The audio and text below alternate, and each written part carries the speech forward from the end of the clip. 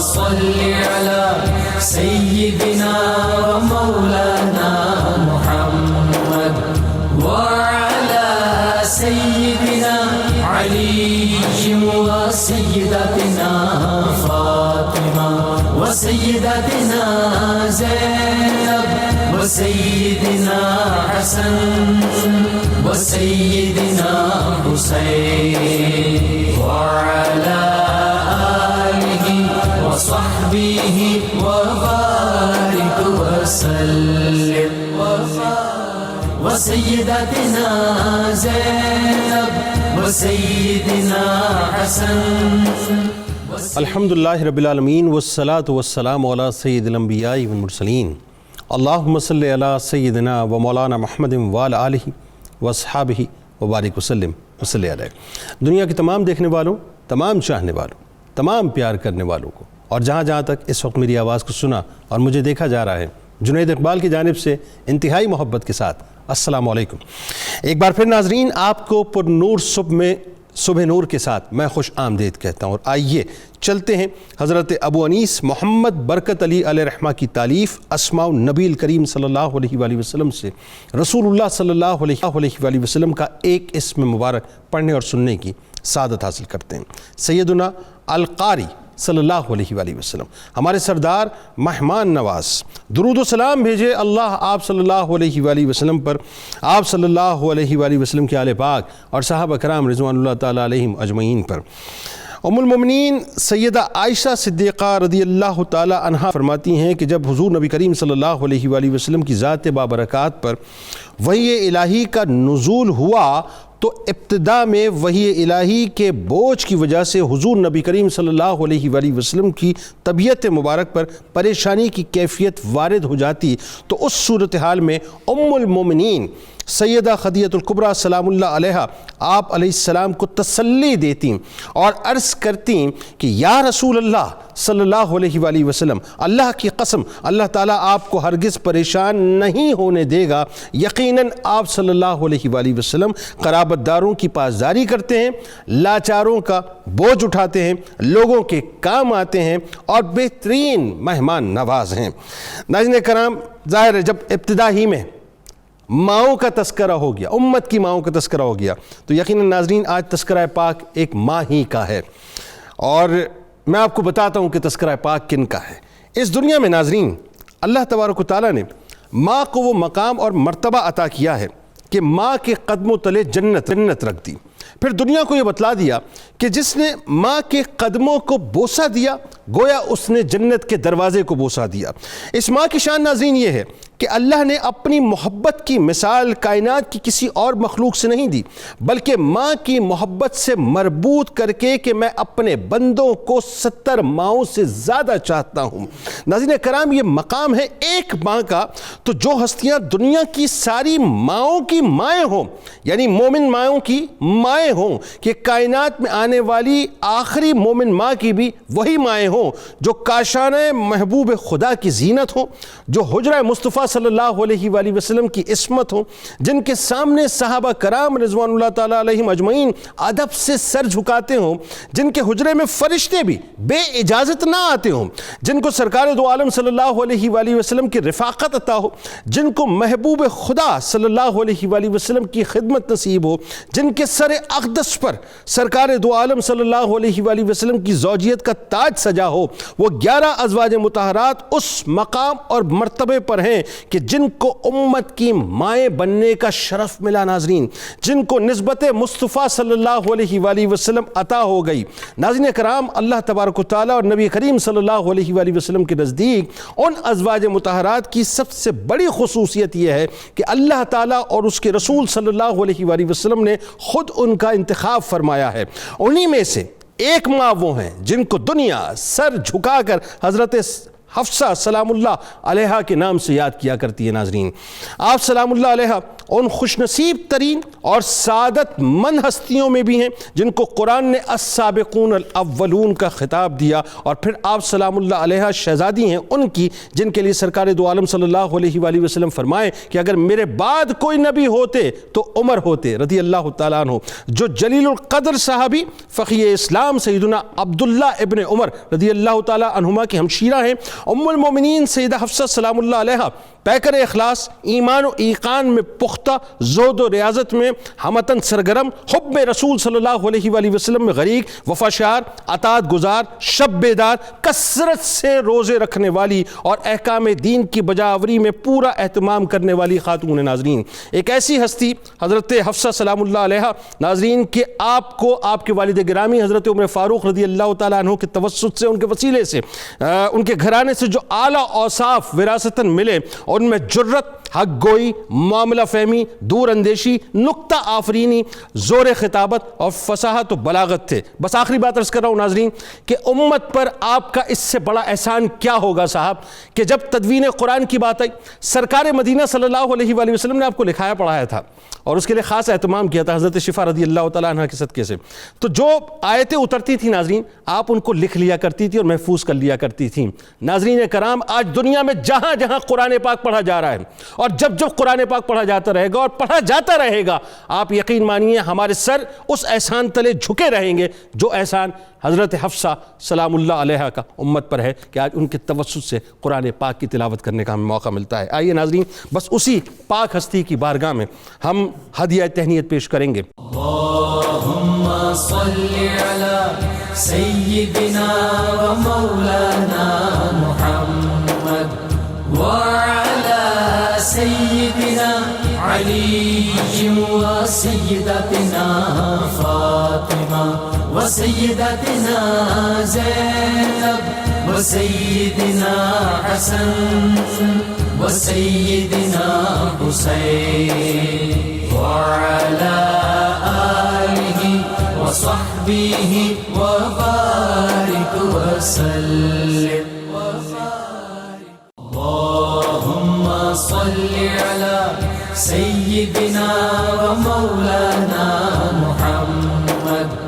وعلی سیدنا علی و سیدتنا فاطمہ و سیدتنا زینب و سیدنا حسن و سیدنا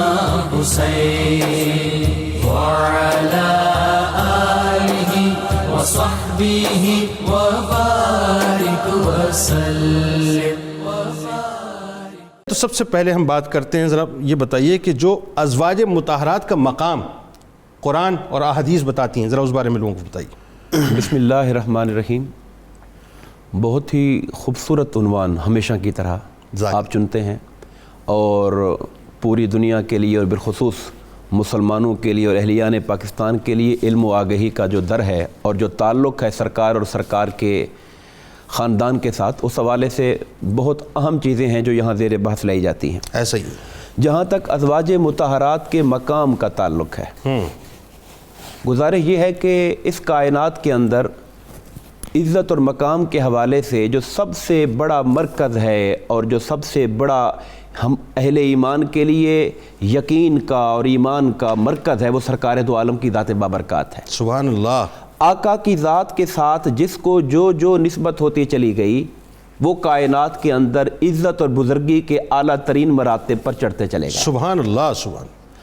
اولاد پاک کے حوالے سے ہو، آپ کی بیٹیوں کے حوالے سے ہو، آپ کے اہل بیت کے حوالے سے ہو، ہر ایک کو، صحابہ کرام ہوں، اہل بیت اطہار ہوں، امت کے اولیاء اور صلحاء ہوں، جس کو جو مرتبہ ملا ہے سرکار کی ذات کے ساتھ تعلق اور نسبت کی وجہ سے ملا ہے۔ اللہ۔ تو ازواج مطہرات کی سب سے بڑی شان تو یہ ہے کہ انہیں حرم نبوی کے اندر داخل ہونے کا اعزاز سبحان حاصل ہوا۔ اللہ۔ اللہ تبارک و تعالی نے اس کائنات کے اندر وہ منتخب خواتین تھیں جنہیں اپنے محبوب کریم علیہ الصلوۃ والسلام کے حرم میں شامل کرنے کا ارادہ فرما لیا. اس سے بڑھ کر خیر کی اور اس سے بڑھ کر ان کی عظمت کی کوئی بات نہیں. اور یہ انتخاب قدرت کا ہے, اللہ کا ہے یقیناً. اور اللہ پاک نے قرآن میں فرمایا یا نساء النبی لستن کاحد من النساء, اے نبی کی بیویو تم دنیا کی عام عورتوں جیسی نہیں ہو. یا نساء النبی, نساء کو جب نبی کے ساتھ جوڑا, تم نبی کی بیوی ہو. دنیا کی کوئی عورت جو ہے وہ آپ کے ہمسر ہم پلہ نہیں ہو سکتی ہے. یعنی یوں دوسرے لفظ بمانے دوسرے یہ کہیے کہ دنیا کی تمام عورتوں کو اللہ نے یہ پیغام دیا کہ تم جو ہے ان کے مقام اور مرتبے کو نہیں پہنچ سکتی. دنیا کی عورتوں کو یہ پیغام دیا سبحان اللہ کہ ساری عورتیں بھلے وہ جس درجے کی بھی ہوں وہ ان کے برابر نہیں ہو سکتی, اس لیے بطور ازواج اور بطور زوجہ کے یہ نبی کی بیویاں ہیں, اس اعتبار سے ان کی برابری کوئی نہیں کر سکتا. اور ساتھ ہی پھر خود ازواج مطہرات کو بھی ایک پیغام دیا گیا کہ آپ کا جو سٹیٹس ہے, آپ کا جو درجہ ہے, آپ ایک رول ماڈل کی حیثیت رکھتی ہیں.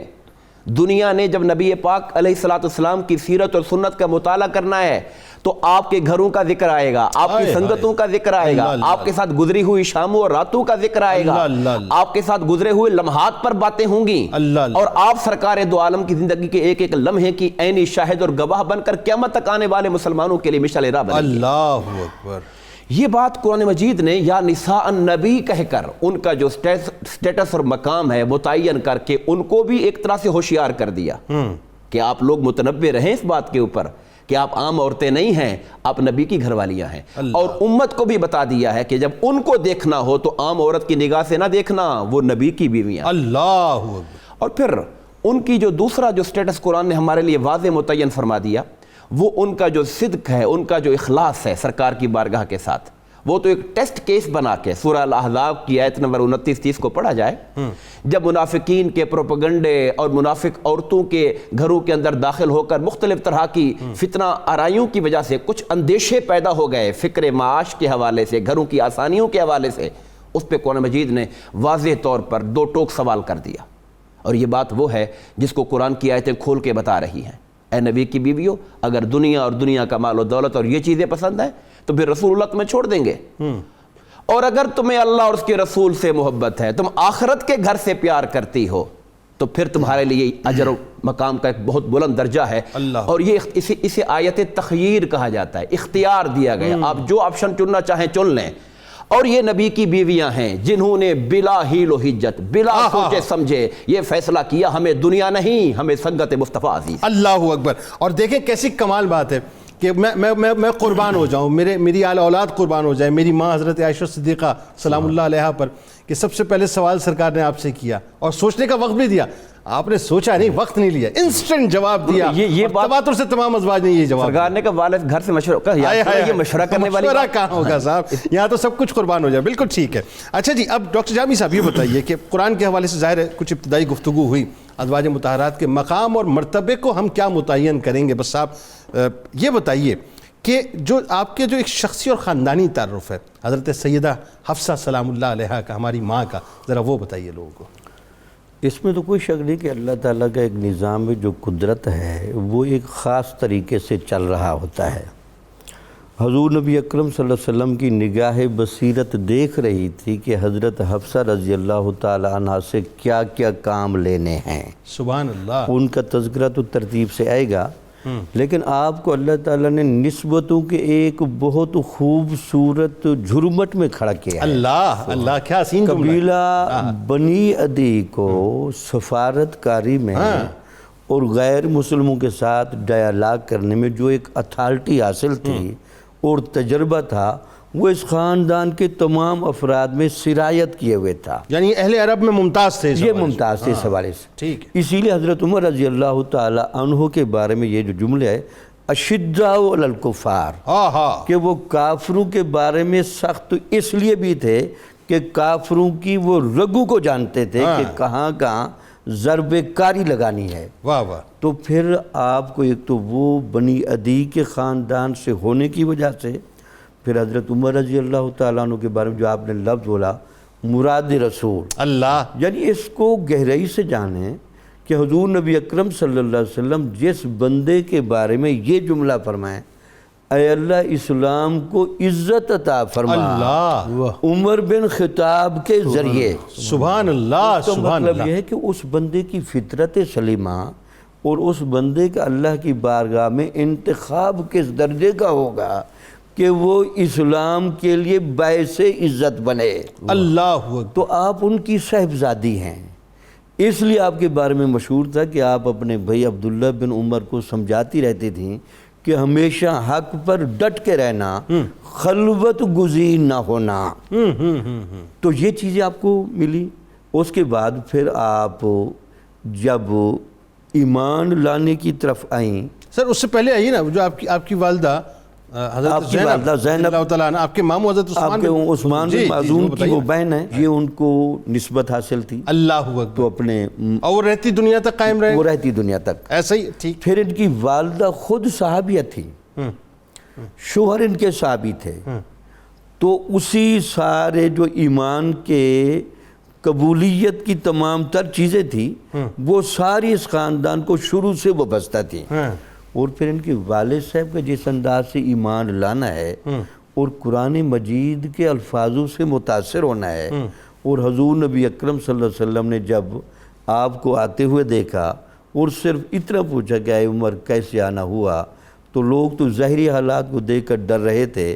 کہ عمر جلال کی حالت میں آ رہے ہیں، لیکن حضور کا اتنا پوچھنا تھا تو وہ قرآن کی تاثیر بھی چل رہی تھی، دعائے نبوی بھی چل رہی تھی، اور آپ کی نگاہیں نے لگتا یہ ہے وَيُزَكِّيهِمْ کا عمل کر کے حضرت عمر کی وہ ساری میل کچائے نکال دی، اللہ اکبر، اور وہ حالت ایمان میں آ گئے۔ تو پھر آپ کی والدہ بھی ایمان لائیں، آپ خود ایمان لائیں، تو پھر اس خاندان کی ایک اور بڑی خوبی دیکھیں، حضرت عمر رضی اللہ تعالیٰ عنہ کے چچا حضرت زید وہ راہبوں کے پاس رہتے تھے اور دین حق کی تلاش کے لیے بڑے چکرنا رہتے تھے، اور یہ اس خاندان میں یہ ایک فطرت سلیمہ، حق گوئی اور تلاش حق کا بھی ایک گہرا جذبہ کار فرما تھا۔ تو اس وجہ سے یہ لوگ صرف روٹین کے عادی نہیں تھے، ہمیشہ استقامت، اللہ السابقون الاولون تو تھے،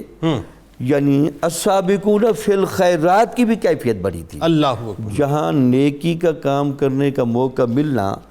بڑھ کے اس کو تھامنے کی کوشش کرنا۔ سبحان اللہ سبحان اللہ سبحان اللہ۔ جی بات آگے بڑھاتے ہیں پروفیسر صاحب، ذرا اب آتے ہیں اس طرف کہ جہاں پہ آپ سلام اللہ علیہ کا عقد سرکار مدینہ صلی اللہ علیہ وآلہ وسلم سے ہو رہا ہے، اور ظاہر ہے آپ حجرہ نبوی صلی اللہ علیہ وآلہ وسلم میں داخل ہو رہی ہیں، لیکن اس سے پہلے جو حضرت خنیس رضی اللہ تعالیٰ عنہ والا معاملہ ہے، ان کی شہادت کا معاملہ ہے، جو آپ کے پہلے شوہر تھے، ذرا وہاں سے بات کو جو ہے تسلسل دیں۔ بسم اللہ الرحمن الرحیم والصلاة والسلام علی سید الانبیاء والمرسلین۔ جنید بھائی، آج جس ہستی کا ہم ذکر کر رہے ہیں یہ اس مقدس قبیلہ اور مقدس گروہ سے ہیں جن کو اللہ نے خود اپنے حبیب کے لیے منتخب فرمایا۔ سبحان اللہ۔ نبی علیہ السلام نے کسی زوجہ سے نکاح نہیں فرمایا جب تک کہ اللہ تعالیٰ نے حکم نہیں دیا اس نکاح کا۔ اللہ، تو صرف یہ بات، پہلی بات تو ہمیں یہ سمجھنی چاہیے کہ کیا مقام ہے ازواج مطہرات کا کہ جن کو اللہ نے منتخب کیا، اور پھر اللہ ہی جانتا ہے کہ ان کے اخلاص کا، تقوی کا، شرم و حیا کا، وفا کا، محبت کا عالم کیا ہوگا۔ یعنی اس میں کوئی دوسری رائے نہیں ہے کہ رہتی دنیا تک جو ہے یہ 11 جو ہستیاں ہیں ایسی ہستیاں ہیں کہ ان پہ کلام ہو ہی نہیں سکتا، بالکل، اللہ نے ان کو منتخب جی کیا۔ بالکل، اللہ کی حضرت حفصہ بنت عمر رضی اللہ تعالیٰ عنہما وہ شخصیت ہیں جن کا پہلا نکاح حضرت حنیس بن حذافہ رضی اللہ تعالیٰ عنہ سے ہوا، اور حضرت حنیس بن حذافہ رضی اللہ تعالیٰ عنہ وہ صحابی ہیں جو ذوالہجرتین ہیں، 2 مرتبہ انہوں نے ہجرت کی ہے، حبشہ کی طرف بھی اور مدینہ طیبہ کی طرف بھی۔ پھر جب مدینہ طیبہ یہ آگئے تو تاریخ اسلام کا وہ پہلا معرکہ حق اور باطل کا غزوہ بدر ہوا 2 ہجری کے اندر، اس میں یہ شریک ہوئے، اور حضرت انیس بن حذافہ رضی اللہ تعالیٰ عنہ بڑی جوامردی سے لڑے، یہاں تک کہ اس کے اندر زخمی ہوئے، کئی کافروں کو واصل جہنم کیا، خود زخمی ہوئے، اور اسی زخموں کے ساتھ ان کو مدینہ طیبہ واپس لایا گیا، اور مدینہ طیبہ واپس آ کر انہوں نے جام شہادت نوش کر لیا۔ اللہ اکبر۔ اس وقت حضرت حفصہ بنت عمر رضی اللہ تعالیٰ عنہ کی عمر تھی 21 سال، تو حضرت فاروق اعظم رضی اللہ تعالیٰ عنہ کو یہ فکر لاحق ہوئی کہ ابھی وہ جوان ہیں، تو عدت کے بعد ان کا دوسرا نکاح کر دیا جائے اور گھر دوبارہ آباد ہو جائے. تو حضرت فاروق اعظم رضی اللہ تعالیٰ عنہ نے اس سلسلہ میں 2 شخصیات سے بات کی. ایک حضرت سیدنا صدیق اکبر رضی اللہ تعالیٰ عنہ اور دوسرا حضرت عثمان ذو النورین رضی اللہ تعالیٰ عنہ. حضرت سیدنا صدیق اکبر رضی اللہ تعالیٰ عنہ نے تو جواب میں خاموشی اختیار کی, اور حضرت عثمان غنی رضی اللہ تعالیٰ عنہ نے یہ جواب دیا کہ میں ابھی نکاح کرنے کا ارادہ نہیں رکھتا. اب ایک جملہ اپنے ایک پروگرام میں بڑا خوبصورت فرمایا تھا کہ کئی تاریخ نگاروں نے قلم دبا کر لکھا اور کئیوں نے قلم اٹھا کر لکھا. ایسے ہی میں نے کہا. میں اس کی وضاحت جہاں ضروری سمجھتا ہوں کہ یہ وجہ کیا تھی. حضرت عثمان غنی رضی اللہ تعالیٰ عنہ پریشان تھے, دکھ کی گھڑی میں تھے, اور اس دکھ کا اظہار بھی انہوں نے کیا نبی علیہ السلام سے کہ حضور جو ایک دامادی کا تعلق تھا وہ ختم ہو گیا ہے. حضرت رقیہ کا وصال ہوا, یہ بدر کا ہی موقع تھا. تو حضور وہ جو ایک تعلق تھا آپ کے ساتھ دامادی کا, وہ ایک نسبت تھی, وہ ختم ہو گئی. وہ اس پریشانی میں تھے, اس لیے انہوں نے فرمایا میں ابھی نکاح کا ارادہ نہیں رکھتا. بالکل ایسا ہے. حضرت سیدنا صدیق اکبر نے خاموشی کیوں اختیار کی؟ یہ نکاح کے بعد آپ نے کہا, فرمایا عمر وہ جو خاموشی تھی وہ کیوں تھی؟ اس لیے کہ میں نے خود زبان رسالت میں آپ صلی اللہ علیہ وسلم سے یہ سنا, حضور نے اس خواہش کا اظہار کیا تھا کہ میں حفصہ سے نکاح کرنا چاہتا ہوں. میں یہ چاہتا تھا کہ یہ بات ڈائریکٹ آپ حضور کی زبان سے اللہ, یعنی رازدار مصطفیٰ کا مقام دیکھیے کہ عمر فاروق بھی اتنے قریب ہے لیکن بات نہیں کرنی. میں اس لیے چاہتا تھا کہ یہ خود آپ سرکار کی زبان سے سنیں. جب آپ خود نبی علیہ السلام سے یہ بات سنیں گے کہ حضور ان کو اپنی عقد زوجیت میں لینا چاہتے ہیں, تو آپ کو زیادہ خوشی ہوگی. اور اس پر حضرت فاروق اعظم بڑے خوش ہوئے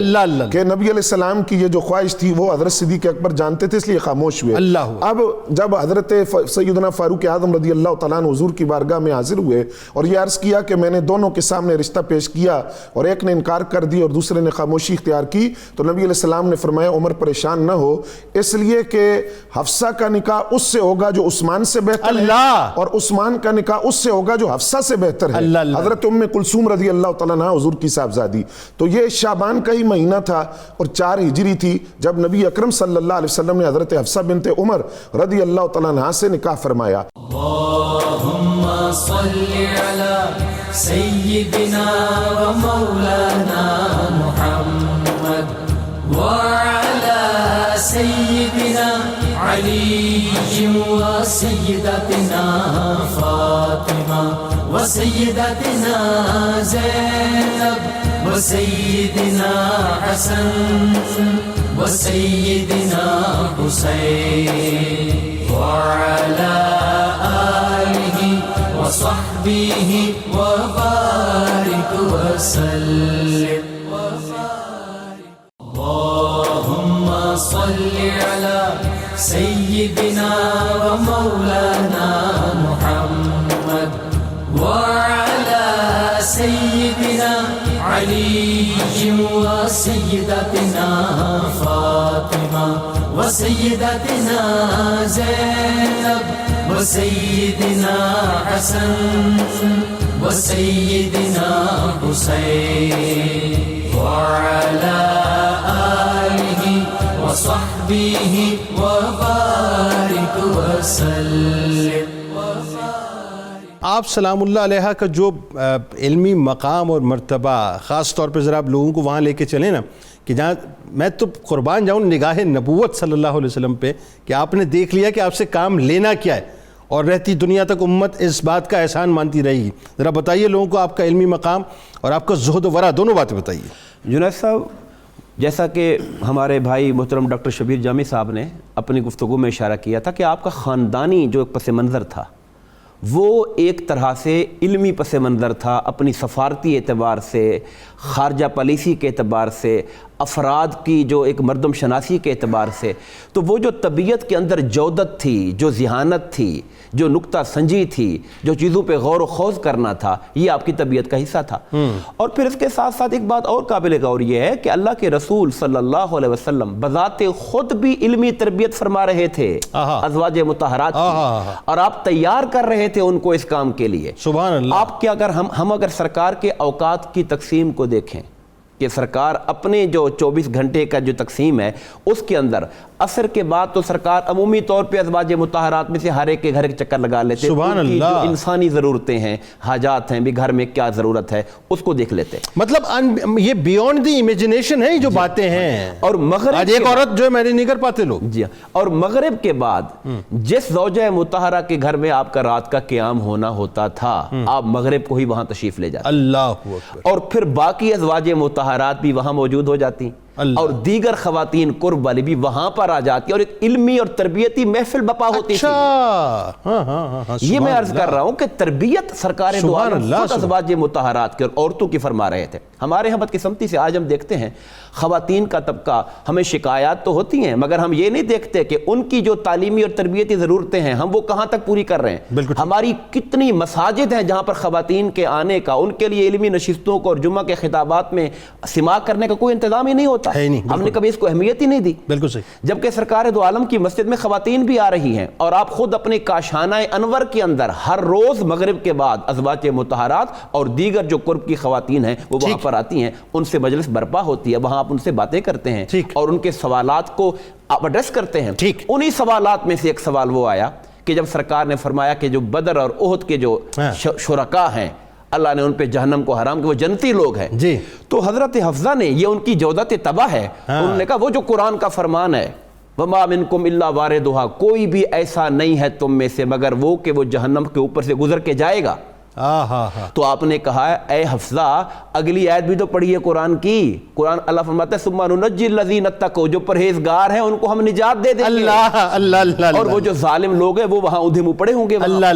تو یہ ان کا قرآن مجید کا درک ہے کہ وہ سرکار کی بات کے اوپر پھر قرآن مجید کا استدلال پیش کر رہی ہیں اپنے، سبحان اللہ، بہت ادب کے ساتھ، بہت ادب کے ساتھ۔ میں تو ایک بات کہوں، یہ وہی بات ہے، وہی قلم اٹھا کے لکھا، قلم دبا کے لکھا، لکھنے والوں نے پتہ نہیں کیا کیا لکھا، بات یہ ہے کہ بڑی ادب سے سوال کرتی تھی۔ یہ بھی ایک استاد کا جو ایک فیض ہوتا ہے کہ وہ اپنے طلباء کو، سیکھنے والوں کو کس قدر ریلیکس ماحول دے رہے ہیں کہ وہ اپنے من کی بات پوچھیں۔ یہ بڑی اگر وہ امپورٹنٹ بات، کوسچن کرنے کی ہمت استاد نہ دے تو علم کیسے آگے پھیلے؟ اچھا سر، اس میں ایک اور نقطہ ہے، ذرا اس کی بھی وضاحت ساتھ ساتھ کریں، پھر اس کے بعد آئیے ذرا وہ جو واقعہ خاص طور پہ قرآن کی تدوین کا اور آپ کے زور و برا کا، کہ دیکھیں اس معاشرے میں، جس معاشرے کے اندر عورت کو جو ہے پیر کی جوتی تو چھوڑیے صاحب، جانور تک کی اہمیت نہیں دی جاتی تھی، جہاں عورت بولنے کے قابل نہیں تھی، سرکار مدینہ صلی اللہ علیہ وآلہ وسلم نے اسٹیٹس نہیں دیا عورتوں کو زبان بھی دی، بات کرنے کا سلیقہ بھی دیا، حضرت وہ ادب سے سوال کیا کرتی۔ حضرت عمر فاروق رضی اللہ تعالیٰ عنہ کے حوالے سے بڑی مشہور روایت ہے کہ آپ خود فرماتے ہیں کہ مکی ماحول کے اندر ہم عورتوں کو دبا کے رکھا کرتے تھے، اور عورتوں کا اوورال جو سٹیٹس تھا ظاہر اس کے نتیجے میں یہی رویہ ہی جنم لینا تھا۔ تو ایک دفعہ گھر میں ہم دوست ڈسکس کر رہے تھے کسی مسئلے پر، تو میری بیوی نے ہمارے معاملے میں رائے دے دی، تو میں نے پلٹ کر اس سے کہا کہ تمہیں اس معاملے میں دخل دینے کی کیا ضرورت ہے؟ تو میری بیوی نے مجھے جواب دیا کہ عمر آپ اتنی سختی کر رہے ہو، حالانکہ آقا کریم علیہ السلام کی کاشانہ انور کے اندر آپ کی ازواج مطہرات آپ کے معاملات کے اندر اپنی رائے دیتی ہیں، اپنا مشورہ دیتی ہیں، اور سرکار ان کے مشورے کو قبول فرماتے ہیں۔ بلکہ بعض روایات میں تو یہاں تک آتا کہ وہ ازواج مطہرات کو اس قدر آزادانہ ماحول آقا کریم علیہ السلام نے عطا فرمایا ہوا تھا کہ وہ اپنے من کی بات کو بلا تکلف منہ پہ لے کے آیا کرتی تھی۔ ٹھیک، اب آئیے ذرا اس پہ قرآن کی تدوین کے معاملے پہ۔ جی، قرآن مجید کے حوالے سے میں سمجھتا تھا کہ شاید آپ اس سوال کو بڑی تفصیل سے کے ساتھ چلیں گے۔ ڈاکٹر صاحب آپ بتائیے ذرا قرآن کی تدوین کے حوالے سے۔ میرے تو خیال میں یہ ہے کہ ان کا ذرا زہد اور تقوی کی بات بھی ہو جائے، تقوی پہ بات کیجئے۔ اس میں تو کوئی شک نہیں کہ حضور نبی اکرم صلی اللہ علیہ وسلم نے جو دین اسلام پہنچایا اور اس کے اندر جو خانگی امور تھے اور ایک نصف دین تھا، معاملات کا تقریباً 80% حصہ یہی خانگی امور پر ہوتا ہے۔ یہ خانگی امور کی تمام ہدایات اور امت کو اسوہ ازواج مطہرات سے ملا۔ اب عورتوں کو کتنا عبادت گزار ہونا چاہیے، ان کے اندر خشیت کتنی ہونی چاہیے، اللہ اور دین کی محبت کتنی ہونی چاہیے، تو حضور نبی اکرم صلی اللہ علیہ وسلم اللہ کی طرف سے جو دین لے کر آئے، اس دین میں صرف عبادتوں کا ثواب ہی نہیں تھا، بلکہ اس دین میں اللہ کے ساتھ خاص تعلق بھی تھا۔ سبحان اللہ، سبحان اللہ۔ وہ اللہ کے ساتھ جو خاص تعلق تھا اس کا مظاہرہ حضرت حفصہ رضی اللہ تعالی عنہ کے ہاں بھی بہت زیادہ ملتا ہے۔ سبحان اللہ۔ آپ کے بارے میں تمام سیرت نگاروں نے لکھا ہے، علامہ ابن سعد نے طبقات میں لکھا ہے کہ آپ کے بارے میں مشہور تھا کہ آپ ساری رات قیام کرتی تھی اللہ، اور دن کے ٹائم آپ روزہ رکھتی تھی کثرت کے ساتھ، اور جب آپ نے وصال فرمایا تب بھی آپ اس وقت بھی آپ حالت روزے سے. اللہ اکبر. بلکہ وہ حدیث بھی تو بتائی نا، جبرائیل امین جو پیغام لے کے آئے تھے سرکار کی بارگاہ میں، سرکار نے فرمایا کہ آپ سب سے زیادہ قیام کرنے والی اور روزے رکھنے والی، قیام کرنے والی اور روزہ رکھنے والی یہ آپ کی. اللہ اللہ. اچھا ایک اور چیز بتائیے، وہ آپ ابھی ہم جب آف دا ریکارڈ بات کر رہے تھے، وہ ابن سیاد کا جو معاملہ ہے، اس ابن سیاد کے معاملے میں کہ جہاں ظاہر ہے اس کو شائبہ تھا کہ وہ دجال ہے، بڑا ایک واقعہ ہے کہ یہ جب عبادت کا خاص ذوق و شوق اصل میں ازواج مطہرات ہوں یا حضور نبی اکرم صلی اللہ علیہ وسلم کی تعلیمات ہوں، یہ تو فوکس ہوتے ہیں نا اس اخروی نتائج کے اعتبار سے. ایمان بالآخرت کا گہرا احساس تھا. بھئی یہ ایک زندگی عارضی ہے، آزمائشی زندگی ہے،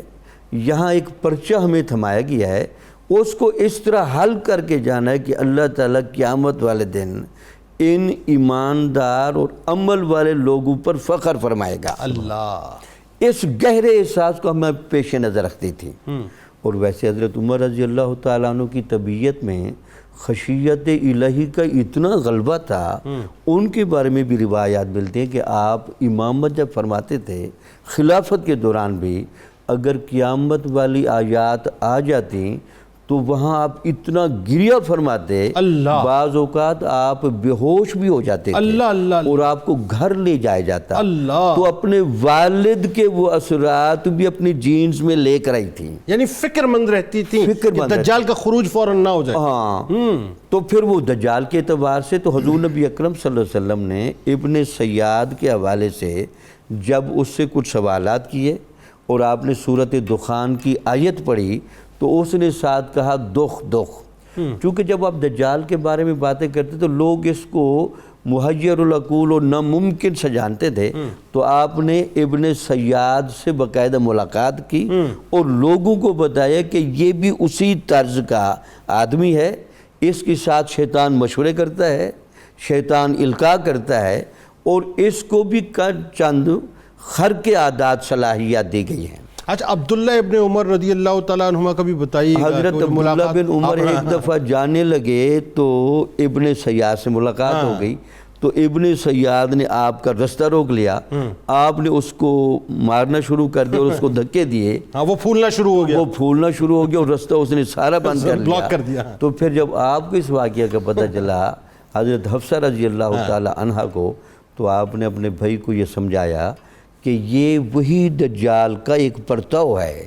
تو لہٰذا اس کے ساتھ چھیڑ چھاڑ نہ کیا کریں، اس کے شر سے پرہیز ماں. بلکہ آپ نے اس حدیث کا حوالہ بھی دیا جس کا مفہوم یہ بنتا ہے کہ وہ جنجلاٹ میں اور غصے کے عالم میں خروج کرے گا تو اسے غصہ نہ دلا، کچھ اس طرح کی آپ نے جو بالکل ٹھیک ہے، غصے کی حالت میں، بلکہ اسی کا جو غصہ ہے یہ دجال کے ظہور کا سبب بنے گا. وہ اپنے الفاظ اللہم صلی علی سیدنا و مولانا محمد وعلی سیدنا علی و سیدتنا فاطمہ و سیدتنا زینب و سیدنا حسن و سیدنا حسین وعلى آله وصحبه وبارك وسلم. اللهم صل على سيدنا ومولانا محمد وعلى سيدنا علي وسيدتنا فاطمة وسيدتنا زينب وسيدنا حسن وسيدنا حسين وعلى آله وصحبه وبارك وسلم.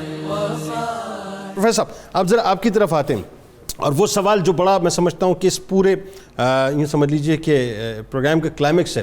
وہ تدوین قرآن کا جو آپ کا کارنامہ ہے، خاص طور پہ کہ امت جو ہے اپنا سر جھکا کے رکھے بس ان کی بارگاہ میں کہ جب جب قرآن پڑھا جائے گا اور جب جب ہم پڑھیں گے قرآن، یقیناً یہ انہی کا طفیل ہے. جی جی جنید بھائی، یہ قیامت تک امت اپنے کندھوں پر حضرت سیدہ حفصہ بنت عمر رضی اللہ تعالیٰ عنہ کے اس احسان کو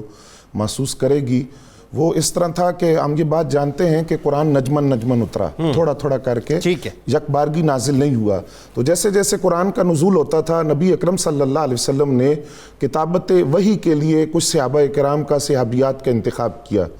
اب حضرت حفصہ بنت عمر رضی اللہ تعالیٰ عنہ ان شخصیات میں شامل ہیں جو کاتبان وحی ہیں۔ سبحان اللہ۔ آپ کا انتخاب ہوا، اور چونکہ آپ لکھنا جانتی تھی، باقاعدہ آپ کی تربیت کا اہتمام کیا گیا اس حوالے سے، تو ایک تو آپ کاتبان وحی میں شامل تھی، اس کے ساتھ جو دوسرا بڑا اعزاز آپ کو ملا، وہ جو تحریر شدہ مواد تھا اس کی حفاظت کے لیے نگاہ مصطفیٰ صلی اللہ علیہ وسلم نے آپ کا انتخاب فرمایا۔ سبحان اللہ۔ وہ حضرت شفا رضی اللہ تعالیٰ عنہ جی، شفا بنت عبداللہ عدویہ رضی اللہ تعالیٰ، جی بالکل، ان سے آپ نے لکھنا پڑھنا سیکھا تھا، اور باقاعدہ نبی علیہ السلام نے اس کا حکم دیا، اور اس کی وجہ یہ تھی کہ خاندانی آپ کا ایک ماحول وہ چلا آ رہا تھا، علمی ماحول۔ وہ جو مواد تھا تحریری، وہ یکجا کر کے آپ کے حوالے کیا جاتا، اور وہ آپ کے پاس محفوظ تھا، یہاں تک کہ جب جنگ یمامہ ہوئی اور اس کے اندر کثرت کے ساتھ حفاظ کرام شہید ہوئے، تو حضرت سیدنا صدیق اکبر رضی اللہ تعالیٰ عنہ نے صحابہ کرام کے مشورے سے وہ جب اس مواد کو یکجا کیا، تو وہ مواد اکٹھا کرنے کے بعد وہ جو مصحف تھا، نسخہ تھا، وہ دوبارہ حضرت حفصہ بنت عمر رضی اللہ تعالیٰ عنہ کے پاس امانتاً رکھا گیا،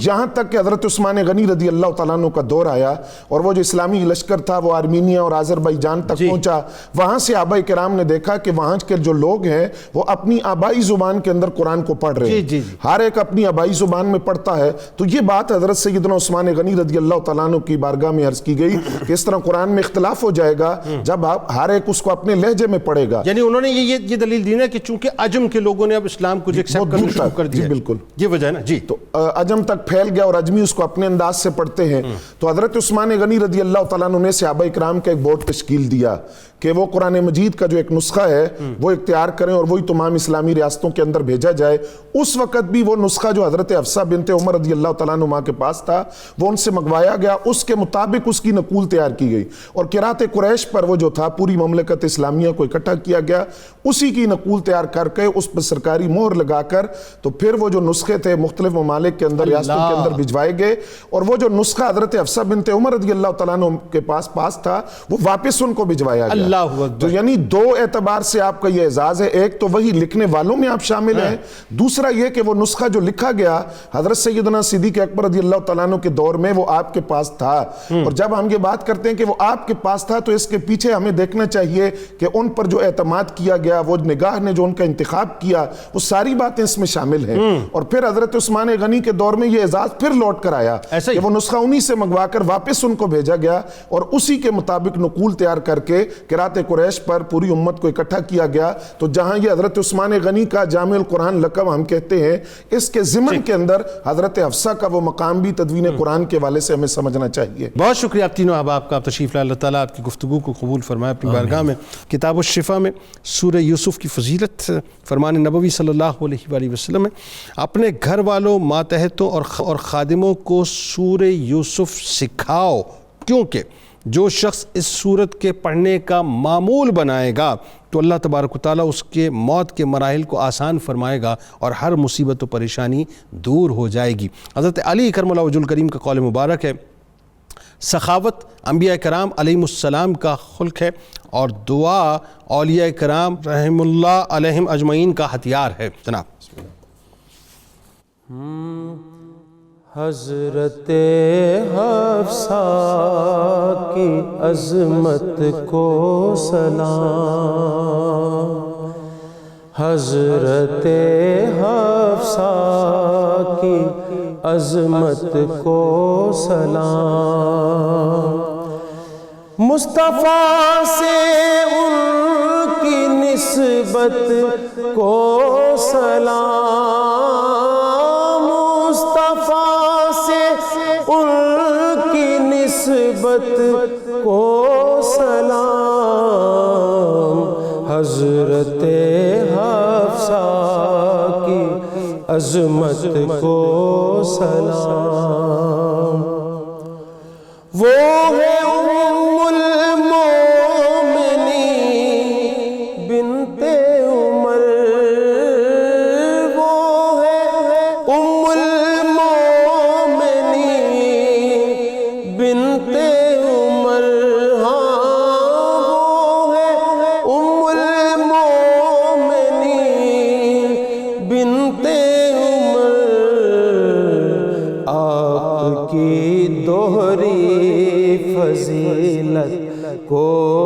سلام، آپ کی دوہری فضیلت کو سلام، مصطفیٰ سے ان کی نسبت کو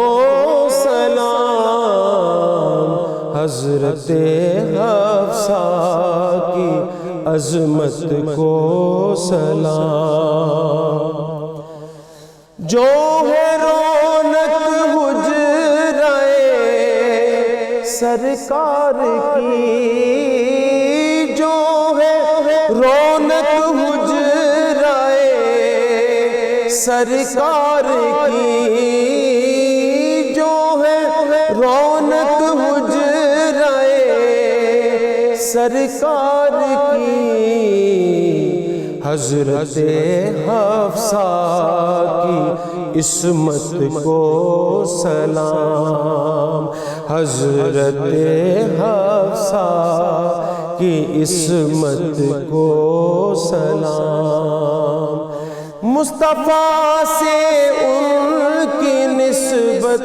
کو سلام، حضرت حفصہ کی عظمت کو سلام، ساجد کی ذات پر لاکھوں درود، ساجد کی ذات پر لاکھوں درود، ساجد کی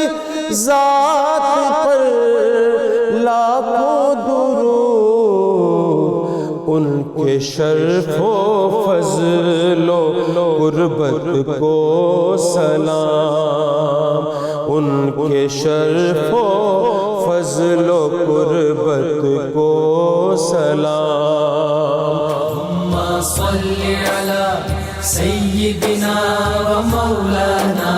محمد وعلى سيدنا علي وسيدتنا فاطمة وسيدتنا زينب وسيدنا حسن وسيدنا